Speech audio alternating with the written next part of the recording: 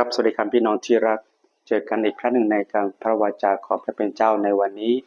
ซึ่งพระเยซูคริสต์เจ้าได้ทรงตำหนิเรื่องความรุนแรงหรือสิ่งที่ชั่วร้ายเกิดขึ้นในสังคมและเป็นต้นคนที่ก่อให้เกิดสิ่งเหล่านี้ไม่ดีเนาะอย่างเช่นวันนี้จะเห็นว่านักกฎหมายจะได้รับสิ่งที่ไม่ดีถ้าเขาตัดสินในสิ่งที่ไม่ดีเช่นเดียวกับในชีวิตของเราการติดตามชีวิตในองค์พระเยซูคริสต์เจ้าเมื่อเราเป็นศิษย์ของพระองค์แล้วเราควรจะปฏิบัติต่อเพื่อพี่น้องในทางที่ศีลธรรมในทางที่ดีแล้วก็การดำเนินชีวิตของการเป็นคริสตชนของเรา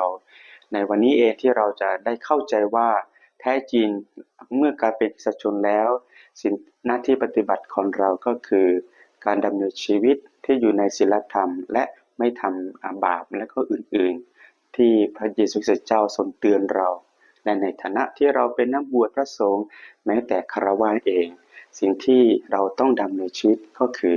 การความซื่อสัตย์และความปฏิบัติที่ดีต่อเพื่อนพี่น้องต่อกันและกันขอพระเป็นเจ้าทรงอวยพรนะครับ